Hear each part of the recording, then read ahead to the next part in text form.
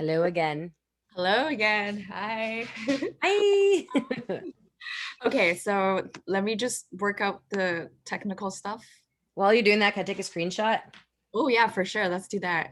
I Okay, always forget to do that stuff. so smile. Okay, 1, 2, 3. While you do that, Yeah, I'll make a post. yeah. You We're gonna go live on Facebook and see if that is working.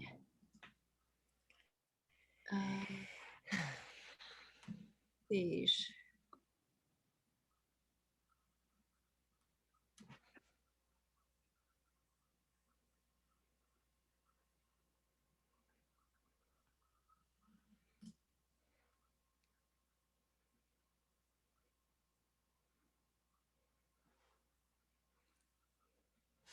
Okay, it's underway and in preparation. fantastic. Maybe I'll do this after so I can be in the zone. Yeah, it's okay. It's Ooh, my hair is out of control today. Got lots of it going on. okay. I actually have to put a title in. So exciting. Yeah, and I'm gonna work on I was gonna get the story to you by the end of the week, but my week went sideways, so I'm gonna work on it tomorrow. Okay, no, that's fine. That's fine. Take your time because again, I think with the added pressure of the pandemic, people are people, right? So it's gonna, Yeah. sometimes they take time, right? So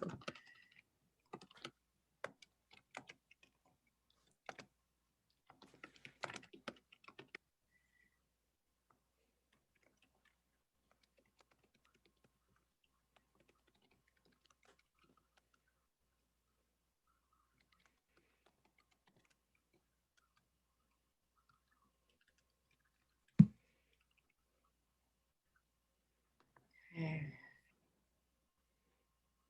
And I'm promoting. So but this actually takes longer. Just oh, I You were okay, now I am right. Okay, perfect. now you are. Okay, so Facebook, I think we're live right now, but although I can't really see it. We are. I got a notification. Okay, so that's perfect. So how are you today, Blair? I'm great. It's Saturday. I love Saturdays because I work really hard during the week. Yeah, And so I really try hard not to make too many plans on Saturday and I sleep in instead of yeah, getting up at like 5:30 or 6. yeah. And so I like woke up a couple times, but I didn't get out of bed till like 10:30, 11. It was really nice. That, that's exactly what I like to do too. I actually woke up later today around 10:30 actually. Yeah, and I went to bed really early too. I had a bad headache yesterday and I went to bed at I must have slept for 12 hours. Yeah, it's good. It's good to sleep in, you know. Oh They yeah. I mean scientifically they have said that you can't like really catch up on your sleep that you haven't slept up to your maximum during the week kind of thing. Yeah. But I do feel like on the weekends, if you kind of relax and then do sleep in, you actually feel better. You feel refreshed, right? Yeah, and like I'm in my hiking clothes under this, and after this, I'm gonna go for a hike in the forest, That's and then I'm awesome. gonna have a bath, Yeah. and then I'm gonna watch hockey. Oh, that's great. Such a great day. You don't. Yeah, thank you so much for interviewing me. How are you doing today? I am good. So as I said, I woke up at 10:30. I kind of, cleaned up the house a little bit and get everything sorted out. I like to start the day off with a coffee and a cup of black tea too as well, and then kind of set the tone and then just yeah, go at it. And I was really excited about our talk today. So I want to welcome you, Blair. So yeah, if you want, can you kind of tell us about yourself and maybe perhaps a little bit about your project before we continue along with our conversation? Yeah. So I am Blair. I was born and raised in Winnipeg, Manitoba. Shout out to the prairies. Right now, I live in Pemberton, British Columbia. So I'm up in the mountains. I'm married to a man named Shane. We Yeah. have 2 cats, Ash and Duffy. Trying to get pregnant, but we'll touch on what happened a little bit down the line in our chat. I'm in the field of public relations and social media marketing. I'm a social media marketing expert. I've published a book called Pulsing Through My Veins, Raw and Real Stories from an Entrepreneur, which became a bestseller. And I got to launch that during the pandemic, which is super fun. When I am not telling stories or coaching clients on how to tell their stories through publicity or social media, you can usually find me frolicking in the woods. So I'm not your typical Whistler Pemberton person. I moved here for love. I love spring, summer, fall, but I'm not a winter person. So I don't ski or snowboard. But luckily, we're having a really mild winter, which is good for hiking. Yeah. But yeah, in the summer, I'm always camping or on my paddleboard or my bike or hiking. I love hiking. There's so many pretty trails where I am. British Columbia has a lot of really awesome trails. And yeah, I love going to concerts and traveling. So I'm really missing those two things right now. I don't know. I guess what else? Oh, the project, right. So I'm the founder of the I Am Resilient project. Yes. And so do you want me to dive into a little bit of history of why it started? 100%. Please Oh, tell. Yeah. okay. So just a bit of a trigger warning. I'm going to talk about some heavier stuff. And if it's upsetting to you, I'm not a professional therapist. I'm a professional human. And the things I'm talking about are from personal experience. You can reach out to me and I can connect you to a professional mental health support if you require that. Or if you need to step away from the computer because it's triggering, that's okay too. But I am, like I said, I'm born and raised in Winnipeg. I have a younger sister, and my parents divorced when I was 8 years old. I remember being a daddy's girl when I was little. However, he lives with addiction. And when I was young, I didn't know that. And my parents divorced primarily because of this. And I didn't understand why my father was in and out of my life. And it broke my heart. I didn't know he wasn't well. I thought he didn't love me anymore. And as a little girl, like you can imagine how that probably felt, or as a child. And we didn't know then what we know now about addiction. I think things are different. And that's part of the reason this project, I Am Resilient, exists. So growing up, I had a lot of trust issues, abandonment issues. My heart was broken. And fast forward, to my 20s, I was actually given the gift to go to something called the Landmark Forum. I was lucky to work for Lululemon Athletica. I got promoted from Winnipeg to their West Edmonton Mall location. And then while I was there, they offered me an opportunity to go to Vancouver to do the Landmark Forum. And I saw it as a free trip to Vancouver. My best friend just moved there. I was super pumped. I was like, yeah, Vancouver, free trip. And I went to the forum with no expectations, but I was given the tools to forgive my dad. And I'll never forget it. I just remember standing like on a lunch break in a grocery store in like a closed till. Like, I don't know why I didn't have my cell phone, but I used a calling card and called my dad, and I was crying. And I was just like, I'm sorry I, ever had bad words to say about you. And I forgive you. And I just want to accept whatever relationship you can give me. And I love you no matter what. And so from that day forward, we had a really deep conversation later when I wasn't in a grocery store. And we had this beautiful conversation, and we began to really build this relationship. And I didn't have any expectations, and I was able to just let things go. And I didn't put him in a box. I just let him be him. And we started to develop this beautiful relationship. He got to walk me down the aisle when I got married, which I didn't think was possible. However, many decades of drug use took a toll on his body, and he was sick. And at the end of 2018, we learned that his COPD, his chronic pulmonary obstructive disorder, chronic pulmonary obstructive disorder. Sorry, I got confused with the acronym there. Saturday, brain off. And we learned that it was in the end stages. And so, which that meant he was terminally ill. And while doing a bunch of tests to see if lung transplant was an option, we learned he had cancer in his lungs. And so I just felt very robbed. I felt, I finally have my dad back in my life, and I pictured him growing like, I guess I was being naive, like, he wasn't optimizing his health, but I pictured like, having kids and him being a grandfather, a Zeta, and like him growing really old and me having this long life with him. And that wasn't true. And it became a reality. And I felt winded. I felt like words can't describe, like, it's like I've lost my father twice without him, but with him still being here. And I started telling my friends and my community about my story of my father with addiction and forgiveness and acceptance and resilience and just where we came to. And it was helping people. People were hearing our story and feeling inspired to go to therapy or fix things with a parent. And I was just getting this feedback. And I felt like every time I tell my story, it helps me heal. My dad, he's open to sharing his story. We've had some very beautiful experiences sharing our story. And I said, you know what, Dad, why don't we gather stories of resilience and put them in a book? And we can bookend it with my story and your story, and it can be a way to help inspire others. And he was into it because he's an extrovert just like me. He likes to tell stories. So as the, the marketer in me is like, well, how am I going to do this? I'm like, I guess I need a website. So I built a website. I guess I need social media. So I built social media. And this started in about March 2019. And we've been collecting stories ever since. And so the I Am Resilient project, the website's imresilient.info, is a place where people can come and read and share stories of resilience to help them move through life's most difficult challenges. And anyone can submit their stories. Every story gets published on the website and social media. And we are just putting together the manuscript for our first book. And we're going to publish a coffee table book with, obviously, there's some stories that are going in there that aren't on the website yet. And not every story that is featured on the website will go in the first book.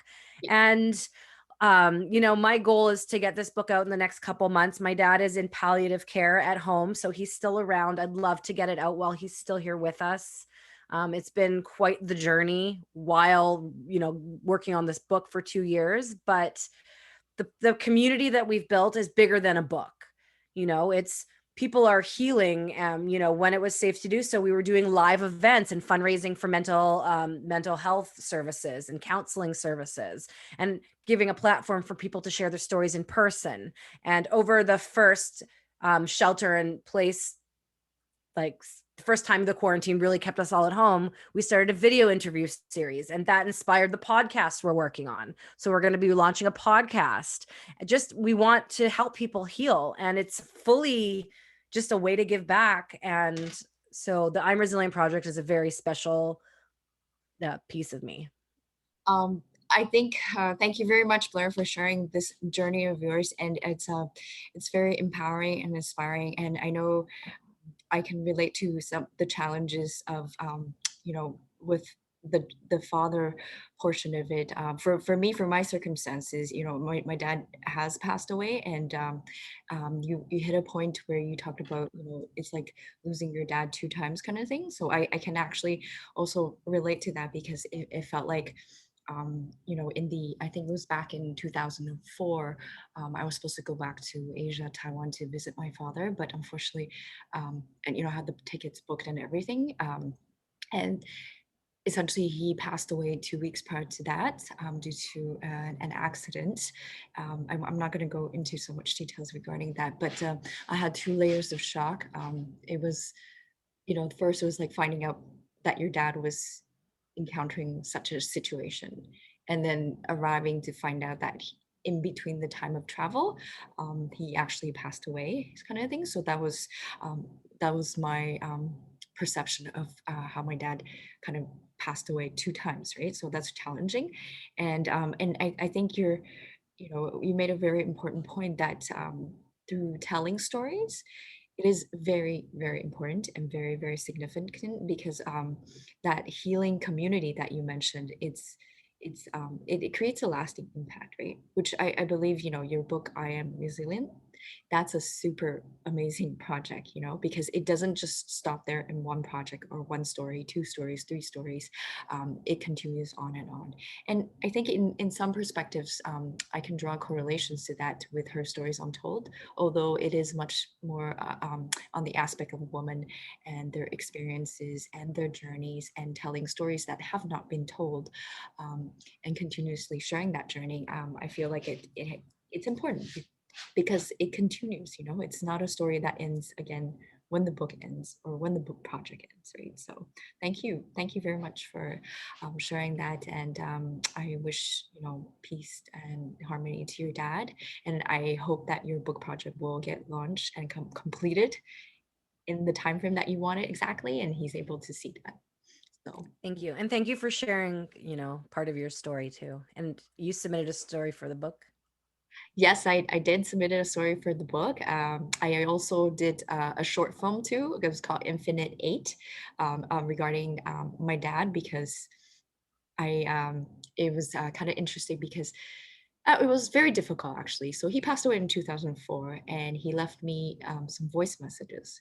And at the time, because he passed away and, dealing with grief and talking about grief, I feel like it's a lifelong process. Doesn't mean the person died.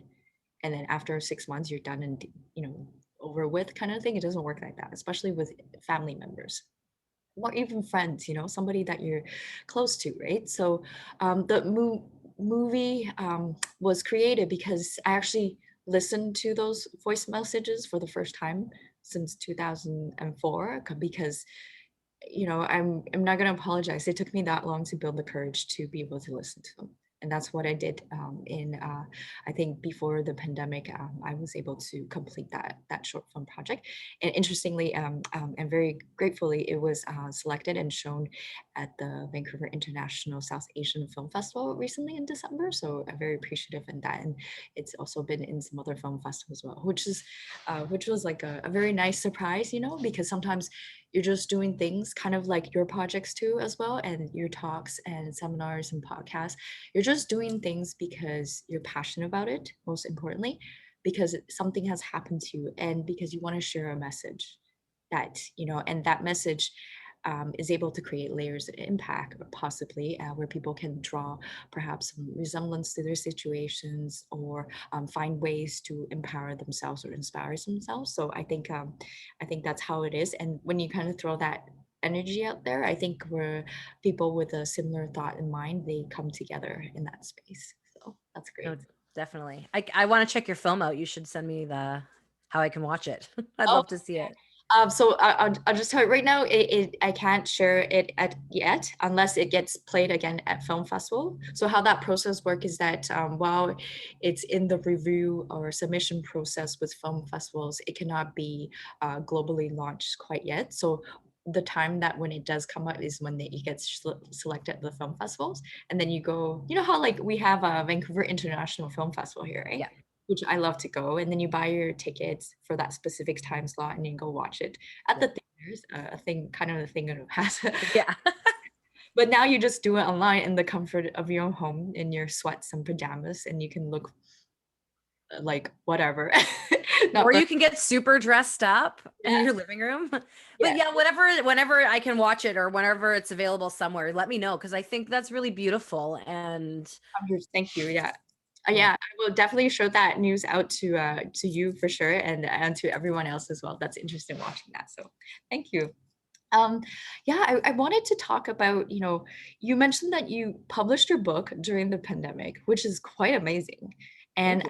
I also wanted to check in, how are you doing with this COVID? I know we're kind of like 10 months into this pandemic, which just long story short, it felt like this wasn't real. It's not happening. It can't happen, right? And then you're seeing these numbers and stats and, all these scary news. And then you're kind of like, oh, don't worry, the weather was good. It was summertime. No, you can't happen. It's not really happening, right? And then to like, oh my God, it is happening, like we got to do something about it. And then, waiting for the vaccine, and then, different discussions about that, and everybody having a different perception on it in each different country around the globe, right? So I'm just wondering what your thoughts are and how you're dealing with this COVID situation as a woman in Pemberton. So, yeah, I mean, there's been a lot of good things that have happened, Yeah. and there's been some pretty challenging things that have happened, and COVID just made the hard stuff harder. So, I published a book. So it's called Pulsing Through My Veins, Raw and Real Stories from an Entrepreneur. I started working on this after I started the I'm Resilient project. And the reason I wrote that book was I have never written a book before. And I thought I should learn to write a book before the I'm Resilient project. So I did a book writing workshop, and I had a mentor help me and a business coach, and I wrote a book so I could learn about the process. And I didn't plan on putting it out during a pandemic, obviously. I started writing it before even this pandemic was on anyone's radar. But when I started writing the book, lots of stuff happened in my life, including like my grandfather passed away. And on the way home from the funeral, we got in a car accident and I ended up with a concussion. I had a big business trip to go on, and so I didn't really have time to heal. And so when I came back from that trip, I cleared my schedule. And just as I cleared my schedule, my husband, he's fine now, but he had a heart attack and quadruple bypass surgery. Yeah. And that was really intense. Like very intense. Luckily, still before the pandemic, thank God. And so, Sorry. that was a pretty long recovery, and he's doing great now. But when it was time for him to go back to work, that's when the pandemic happened. So our life was pretty much on hold while he was healing anyway. So when the pandemic happened, my life didn't change very much because we were already just like hanging out at home because we couldn't really go anywhere or do anything. We had a bunch of stuff planned for when he was healed, like a trip to California and all these things. We just canceled them. Like the whole world was canceled, really. And so I was just, you know what, because I had such hard times, I was like, 2019 was still at that time worse for me. Like my husband was alive and healthy. We had our health. We live somewhere where we can still go outdoors, we can camp and hike and all that stuff. So I felt fine. My business, I work from home. I've been working, anywhere there's a Wi-Fi connection. I've been doing this for years. So it wasn't really that big of a shock business wise. But some clients went on hold. Some clients wanted to do more. Like every business, every industry is different. Yeah. And that's fine. And you know what? Up until October, November, like I was having a really good year. A really good year. And the pandemic was hard. I can't just fly home to Winnipeg whenever I want because my dad is sick and my mom is there and my grandma's there and my friends and my aunts and my uncle, my family. Like I go to Winnipeg 2 or 3 times a year and my sister's in Toronto and like I've had to cancel now 2 trips to see her, once because Shane had a heart attack. The second time was because it was a pandemic. So there's lots of stuff that's really frustrating like that. But in the grand scheme of things, Shane's alive. I have my health. And what we did learn, though, in the spring was that I was told by a fertility doctor that most likely I was going to need IVF if I wanted to get pregnant. And we've been trying to get pregnant for 3 years. And I was like, okay, I don't believe that. Maybe I'll like still get pregnant. I didn't get pregnant still for a couple months. And I was waiting. I had to go get some tests. And so I was waiting to make the appointment for my period to come. And my period just never came. And I was like, well, that's weird. Because like my husband and I weren't trying anymore because we had to go get tests. Yeah. And we just, like trying's exhausting. That's a lot of fun, but it's exhausting and it takes a big toll. And so my period didn't come and I was pregnant. I was like, oh my God, this is amazing. Like I was told I couldn't get pregnant. My husband almost died. Like all these bad things happened, but I was like, I'm pregnant. Unfortunately, my father-in-law, who we were really close with, who lives in a different town, he lives in Kamloops, he wasn't feeling well. And on November 3rd, we learned that he had cancer. And about an hour after learning that news, I had a miscarriage. It was a really, really hard day. And from 3 weeks from that day, he passed away. And because of COVID, because of COVID, the miscarriage was very lonely. Like I couldn't be with people. My husband was with his father, so I was alone. My husband couldn't see his dad when he went into the hospital. His dad was there for 3 weeks. Shane couldn't see him. I didn't even I couldn't see him, but Shane, his son couldn't see him. And that's because of COVID. So I went from being okay with the pandemic because it allowed me to pause and that I was counting how grateful I am. And I still am grateful for lots of things, to November literally punching me in the face. Like November was a terrible month. The miscarriage, the loss of Dave, like it was really hard. It's still really hard. And, a few months later, like my body physically, I feel healthier. We're going to try again, or not try, but try, try and get to that mindset of not trying. But there's that whole layer of, I was supposed to get tests and they're really hard to get. Pandemic. We want to spend more time with family, but we can't really because of the pandemic. Like Christmas is a big deal in Shane's family, like our family. And we just, everything is different because it's a pandemic. And obviously with like multiple losses in such a short period of time. So my experience as a woman, or even as a human, was like, I'm pretty good at being in the moment and being grateful. And, I feel hard stuff. When things are sad, I feel sad. I've been strengthening my resilience muscle for years, but you know, like learning I was not able to have kids. We didn't know if IVF was an option. So I was wrapping my head around a life without children. So having kids wasn't even on my radar, even though I was still going to go for tests just so I learned what was the issue. So I came to a place in my mind where I was okay, like getting okay with the concept of never being a mom, which is what I've wanted since I was a little girl, to being pregnant, having those feelings like elated, like I can't even explain to you the happiness taken away from me again with the miscarriage, but also layered on top of my father-in-law, who is, he is like, my dad is his own person and Dave is his own person, but they're very different. So Dave is like the dad who, like, we were talking about going on a kayaking trip together, and he and I would always go on hikes, and he was like an adventure buddy, and it was a male role model that I wasn't used to having around, and I was close with him. And so went from like, oh my god, I'm going to be a mom, this is so exciting, to the miscarriage and then losing Dave. That I don't think there are words to describe like how terrible it felt and how COVID definitely made it all much worse. I think, yeah, I think I just, I'm kind of at loss for words because of all the things and events that happened, and I'm very sorry to hear about, everything happening ever at all, and let alone, all at once, pretty much, right? And how you were able to have such resiliency and being so strong to kind of just plod along and continue to walk that path of a journey, right? And on top of that, with the pandemic that's also happening, right?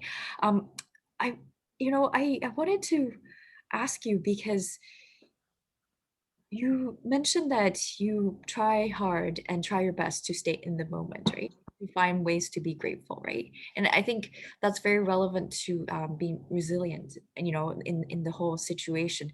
And certainly, I don't think dealing or coping with death and losses is something that we're born with a skill set.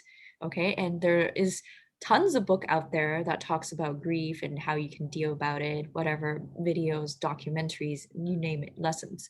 But I feel like death and loss is not something anyone, any human being, let alone being a woman, right, to that it can actually relate to or experience, unless you have somebody that you really care about and they pass away just like that, and then it's an immediate loss in that perspective, right? So how do you go on, and what do you do to find ways to accept, could you share some insight towards that? Like, how do you find that courage and strength, right? Because, and I think it's, you mentioned November 3rd was a very challenging day, right? And how did you pick yourself up?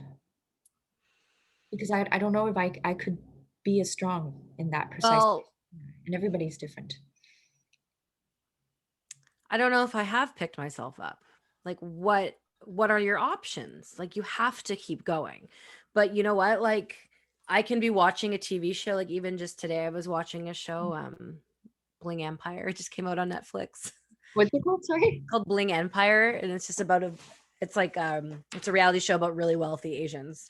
Okay. Yeah. Anyways, I love reality TV. Like, it's great escapism. Like, I love like Below Deck and Real Housewives of Salt Lake City and Vanderpump Rules. Like, I like reality TV, so I always check out new shows because to me, I use my brain so much for my job during the week that like reality shows on like my Saturday is like a great way to zone out and fold laundry. Yeah. But even this morning, like, one lady on the show was talking about her fertility challenges and another lady was pregnant and gave birth.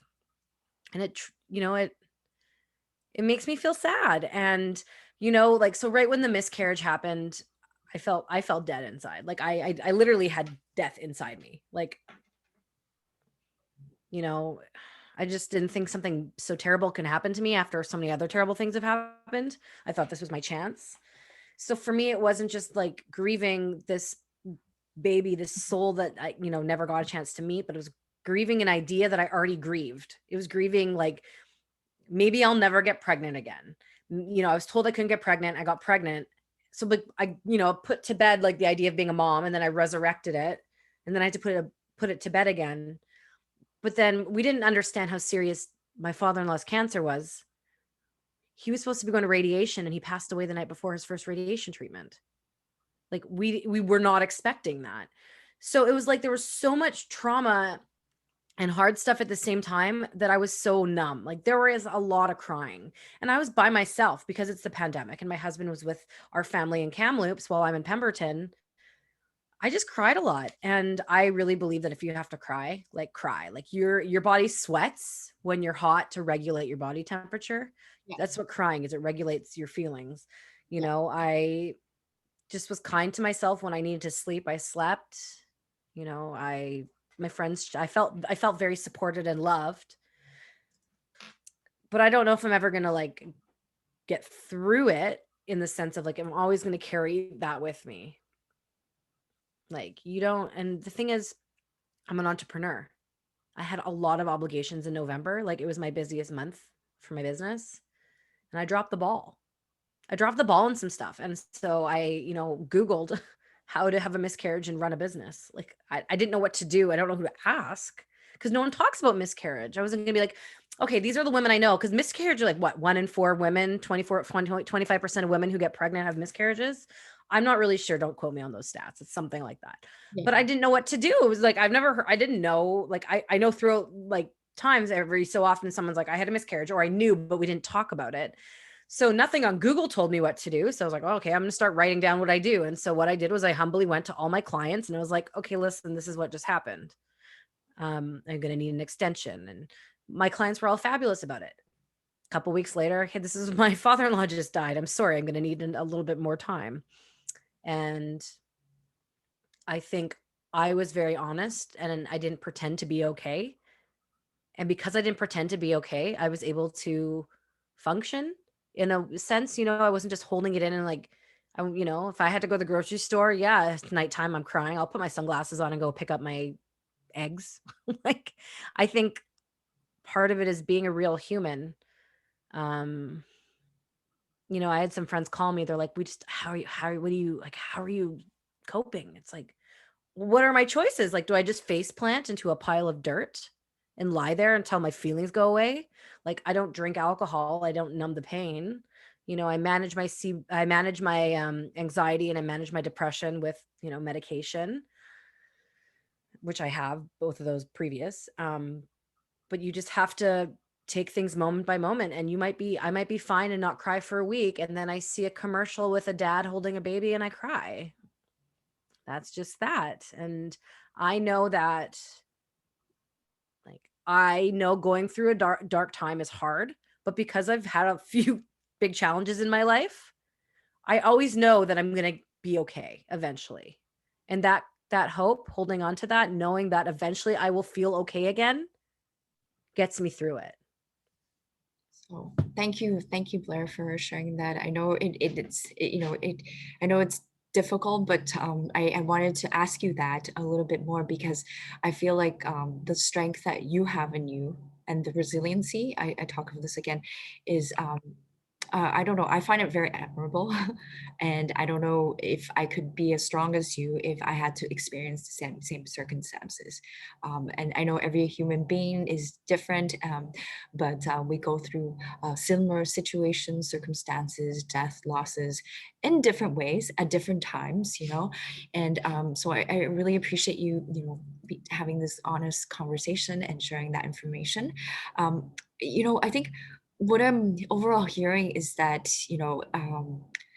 just immediately right in front of us, we find small ways to deal with it. You mentioned, escaping with reality shows, right? Kind of thing. So, Oh uh, yeah. yeah. Well, And because I don't drink. So it's like, okay, reality shows. reality show, right? Because that's like watching someone else's life, right? Yeah. And Yeah. it gives you gives your mind, it's like watching films too, gives your mind a break because Mhm. you're not in this setting anymore. You're suddenly Yep. like engaged in somebody else's life. And that takes you away from, whatever sufferings or feelings that you're currently going through, right?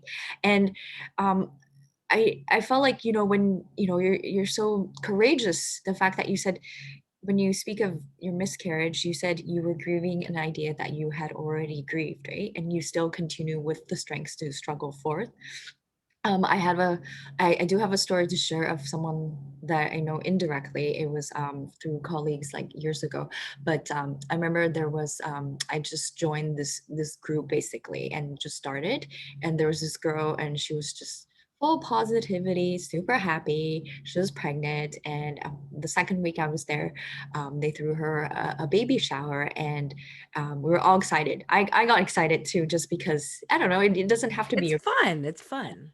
and it was like very joyful. So and then we got her gifts, and then we sent her off well wishes, and later on, about 2 months later, we learned that while she was waiting at home for the delivery, she learned that actually her baby has been dead for some time, and she was about to deliver the baby too, right? So they miss, I guess, the low heartbeats or something, like it was slow, like they missed out on that. And then so she had to take a leave of absence for like I think 2 3 years because she couldn't recover, and she was going through a lot, I have to say. And I'm not saying that I know exactly how she felt, but everybody felt, we grieve together too, right? Even though you don't know the person very well or know them directly, but there are certainly people that knew her directly, but everybody was grieving through the process.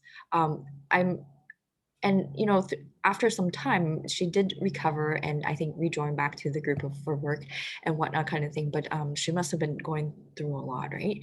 And you mentioned that it's important to have that love and support from a community, even during pandemic times, though we cannot hug or see each other in person, as we did pre-pandemic. You're doing it on Zoom and whatnot kind of thing, right? So um, I think I think you hit a really strong point too about saying that it's okay to just be genuine, authentic to yourself, and tell the truth. Like how you told your clients what things have happened and what you were going through, right? I think as human beings, we're actually more forgiving and more compassionate than we appear to be, right? Because we all have this, I like to call it a mask, right? We got to put on a mask, get set up for the camera, set up the lighting, for example, doing that, right? Even if you had to go into work, you have to brush your hair, get dressed, eat breakfast, put the right outfit on to go see people, right? So I feel like behind it, what sometimes we might forget in this modern day of us, and certainly you're that modern Wonder Woman that I look up to. Oh, I feel like, it's thank you for telling us and showing vulnerability, right? Because we're always told, we hear books and talks, right? People, and even growing up, people are always telling us not to show your weaknesses, don't really be vulnerable, right? Because people are going to look at you differently, right? So I think at the end of the day, like what you have said and shared so far, I feel like we are our own role model. yeah. And Yeah. I don't think you need to be scared to be honest, like why put on a front? Like, how is that helping anyone? How's that helping you? Yeah. It's not just going to go away. You have to process, Yeah. right? And something I didn't include, if you mind, if you don't mind, Oh, but absolutely. another thing that I've really been doing. Yeah. So years ago, before like things went to hell in a handbasket in my life, I went to a retreat, and part of the retreat was some reading and videos and stuff ahead of time. And I watched this video, a TED talk from Sean Acor, and it was, what I learned from him was that if you practice gratitude every day, so you list at least 3 things you're grateful for every day for at least 21 days, the neural pathways in your brain start to get rewired, and then you see the world more positively. I saw this and I was like, that seems easy. So I set my phone alarm at 9 p.m. It's the gratitude alarm.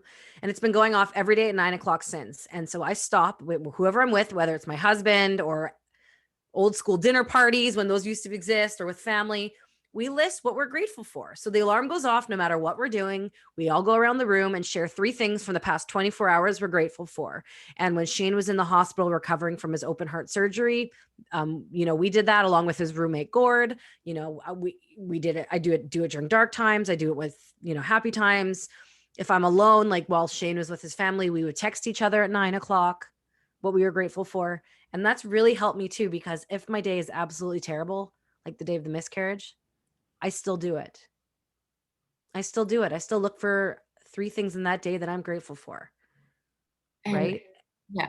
because there's always something. It could be hot coffee. You're grateful for Advil. I'm grateful for free healthcare. I mean, in Canada, that's what we have, right? Like it could be anything. Like sometimes I'm having a terrible day and the alarm goes off and I don't do it.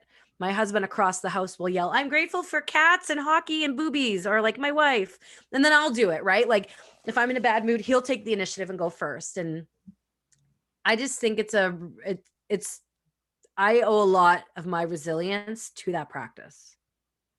I think that's a very wonderful practice. I've actually heard of it too many years ago. I think it's one thing to hear and then to actually start on it, right?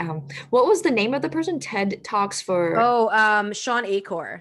on Acorn. Perhaps you can share with us, and then we can share it with the Yeah, for sure. great, yeah.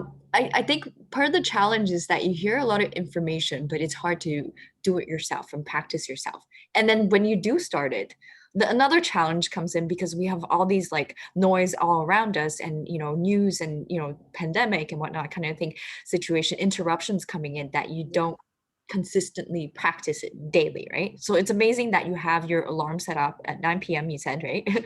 So and that's very inspiring, and we should all be doing that. But I was going to ask you, and which you already answered, which is great because like gratitude, like the thought comes to is like, oh, it has to be a big thing, a great thing, like to be grateful for, like, oh, and then you're thinking like, oh, but I don't really have anything, right? But you're right, it's simple things like that, and even just watering a plant or something. And Often I say Advil. Like I have back problems, and yeah, often it's like I'm grateful for hot coffee and Advil or working from home. Like it doesn't yeah, sometimes it can be like, "Oh, I'm grateful I launched my podcast."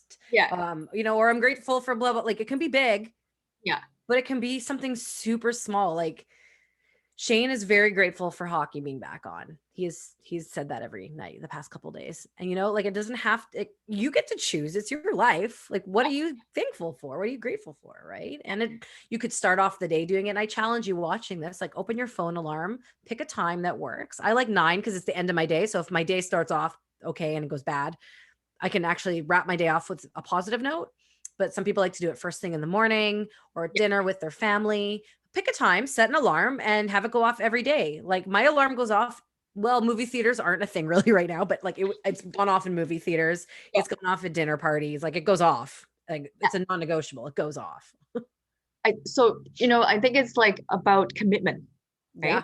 Which I kind of want to talk about because I feel like in this given world, even pre-pandemic and during pandemic, right? Like I find certainly there's a difference, but what is consistent is that commitment seems to be very challenging for people, like finding time to commit and then overcommitting but not delivering kind of thing. So I think similarly the having that set up to integrate into your daily practice is all about commitment. And I think even something as simple as finding three things to be grateful for every day, you have to identify something for yourself to commit to the practice, right? And it's not saying like, oh, like how whatever, but I'm just saying like you have to make it stick. It can't just be like a one-off thing, right? Because I think sometime back when I was making a post about happy new year kind of thing, greeting this new year, I always talk about like people always talk about new year resolutions, but for me, like over the years, I got caught up too in that because that's everybody else's narrative.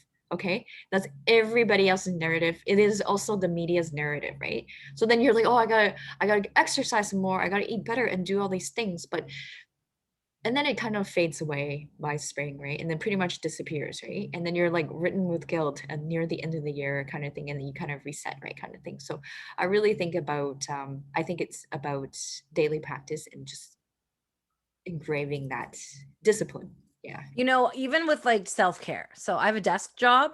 Yeah. Yeah. Tell us about that because we're all working from home. Yeah. So my calendar is color coded. Okay. And like I block out time that I don't take meetings so I can actually get work done. But I also have a color yellow. I don't know why, just yellow. It's self-care. So I try and work out every morning before I sit at my desk. But midday I schedule in a walk, like an hour where I leave my house, no matter what the weather is, and go for a walk. But for some reason, if I had a bad sleep is so important. Maybe I'll have a nap.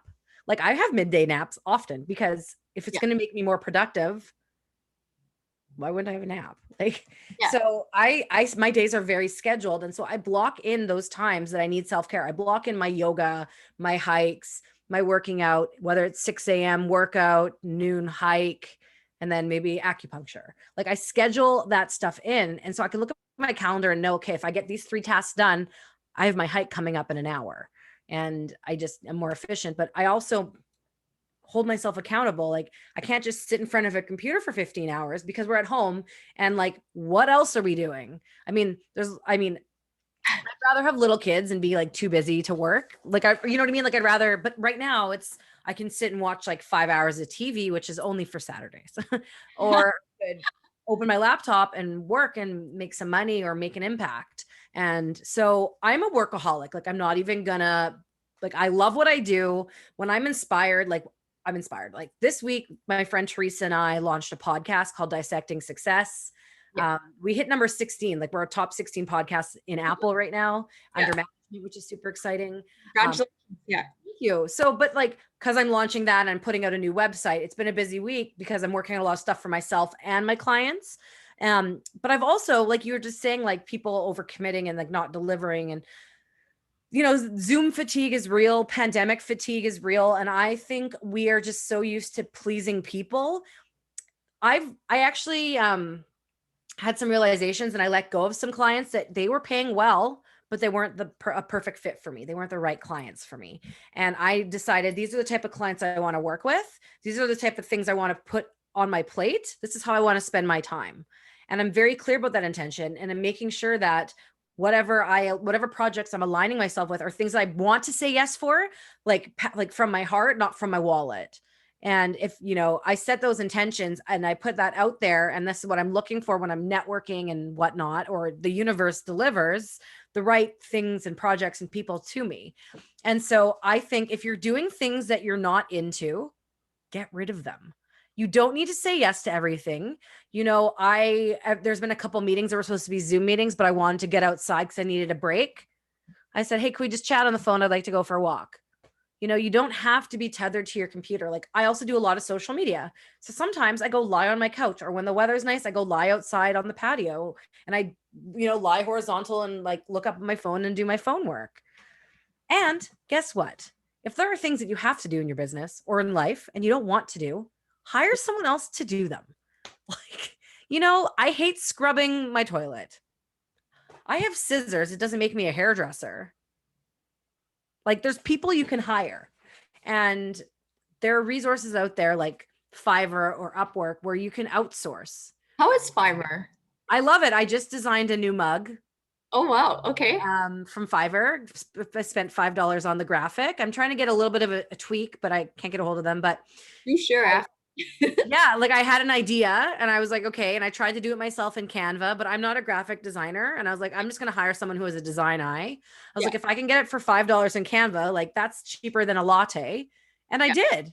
And the mug I'm making, I don't have it here because it's not made yet. But my husband and I, you know, love languages. Like there's a book called The Five Love Languages or something. So Yeah. I've never really read it, but me and him were talking and I was just saying, because he's in a different generation, like he's in his mid 40s. He didn't grow up with social media. And I'm a geriatric millennial. And anyways, we're talking and I was like, why don't you ever like my stuff on Instagram or like comment or post about me on yours? And because that's just not his thing. He likes to look at cars and skiing and surfing. And so anyways, I just came out, blurted out of my mouth, like social media is my love language. And I was like, oh, that's kind of smart. And I went and Googled it. No one's really using it. And I was like, I'm going to make some mugs. So I'm making some mugs that say social media is my love language and has my logo on them. That's awesome. It's just like how my brain works. It's like, oh, that's kind of catchy. I was like, I'm going to start using that. You know, that's amazing because just working from home, we seem to be more busier than ever, right? Because Yeah. of all the things. And I think you just share some excellent habits, and which I think every one of us could probably model some of it. Ooh, I have another one. Oh, please do share. Yeah. Okay, so it's very easy. Like separate your workspace from your home space. And like some of you might live in a studio apartment and you can't do that. Yeah. Figure out how to do it. Like maybe you have like at the end of your workday, you literally put everything away into a closet. I make a rule that like if I have more work to do, like, oh shoot, after dinner I need to finish this blog post. My Yeah, rule is I'm allowed to put my pajamas on. So I get dressed. Every day I get dressed. Even if I'm changing out of one pair of pajamas into sweatpants, I get dressed. I change I never work in what I slept in. wardrobe change. Weekends, I can do whatever I want. If I have to work weekends, like as in if I'm trying to catch up or get ahead, Yeah. if I want to lie in bed and watch Netflix while I work, I do. So my rules are like my hours, my office hours, like I treat it as if I'm going to the office. Like I'm lucky because I have a bedroom is a third bedroom in our house, which is an office. But regardless, just like make sure you have that transition. So you're changing in what you sleep into what you're wearing, and then your work day's done. Put your pajamas on. If you still have to work, then maybe switch and change from your table to the couch, or change up what you're doing to allow yourself that like division of like not like your work bleeding into your personal life, Yeah. because it's really hard.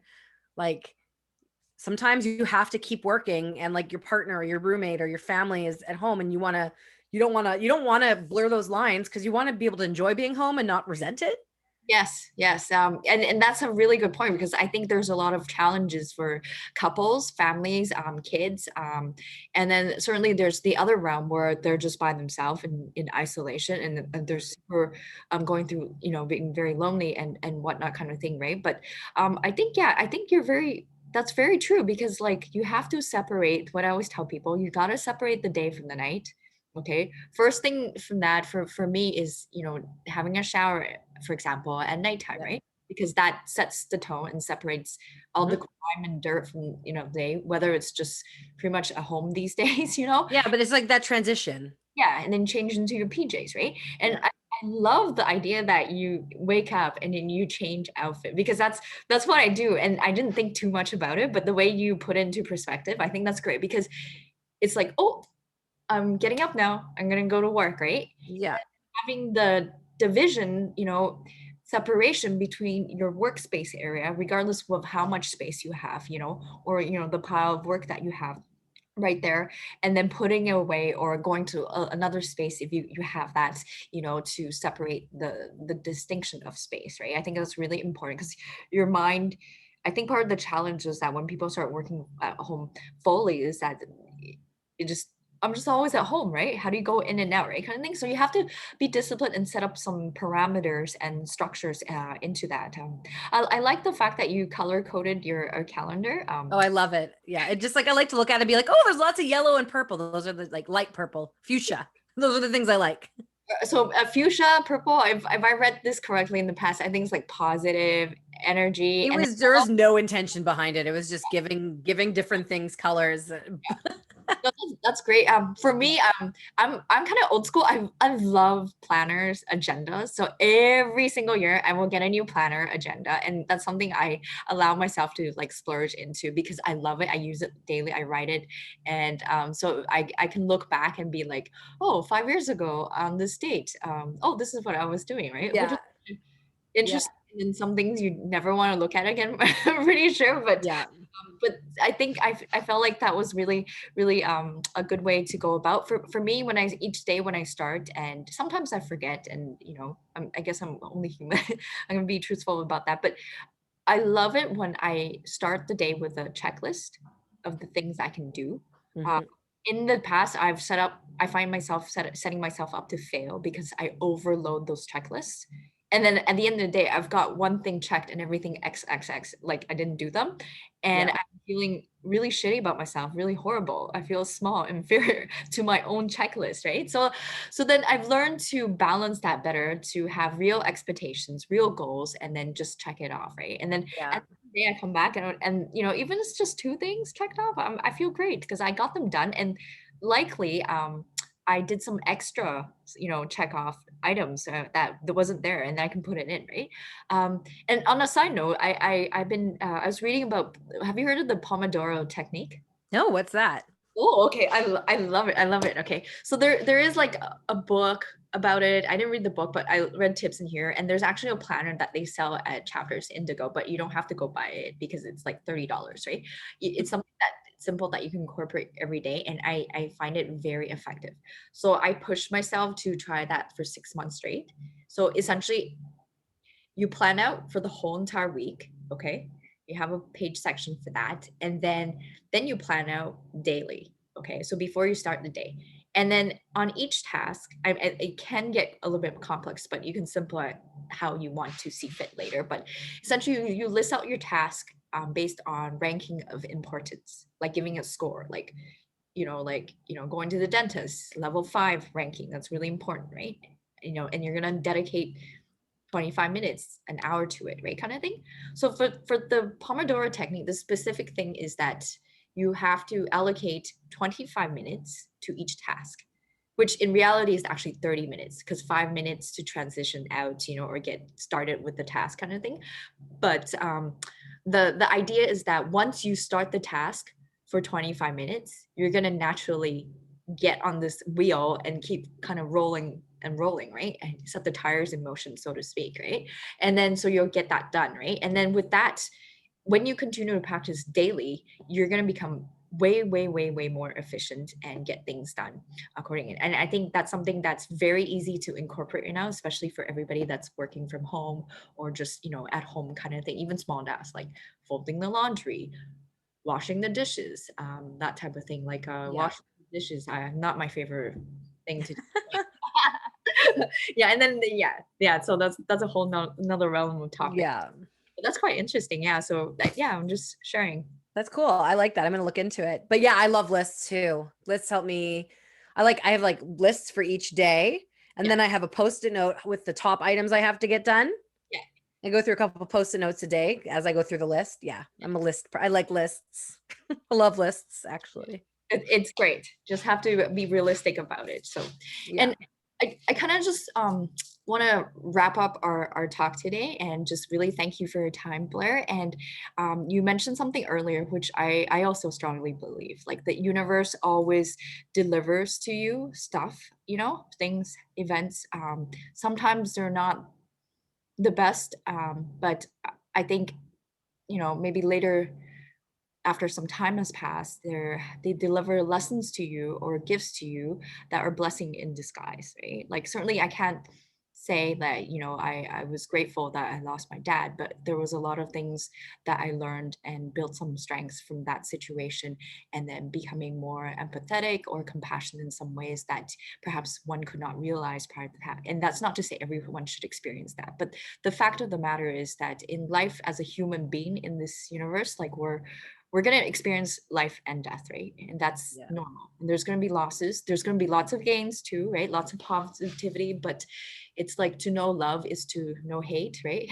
To know what is positive is also to distinguish what is negative. And then that's the same as separating the day from the night kind of thing, right? So I'm going to wrap up today with one thing, my gratitude checklist. And very importantly, I want to say I'm grateful to be able to have this time and space with you, Blair, to have these honest and conversations about your stories untold. And thank you for the courage, your resiliency, and your empowerment, your courage. Everything. To your positivity. You're very positive, and thank you for that. I know we're zooming and we're having Zoom fatigue most of the time, but I can feel that through the screen. Okay. Some people may argue otherwise, but I can feel that. So thank you for being here. Well, thank you so much for having me. I really appreciate it. I'm definitely grateful for you and this opportunity. Thank you. And I strongly believe like whatever your passions are, as long as you're genuine about it, everything's gonna come together. Yeah. Heck yeah. Yeah. I like that. Heck yeah. I'm gonna catch that and start saying that to people too Just do now. it. Be like, yeah, heck yeah. Yeah. So thank you very much for your time, Blair. Please stay safe and happy New Year again, because Happy it's New Year. the second week, right? Is it? Yeah, it's the second week. We're 2 weeks into the first New Year. This year is still pretty brand new. I love it. So far, so good. So far, so good, right? So, okay. So peace and harmony. Thank you. Bye for now.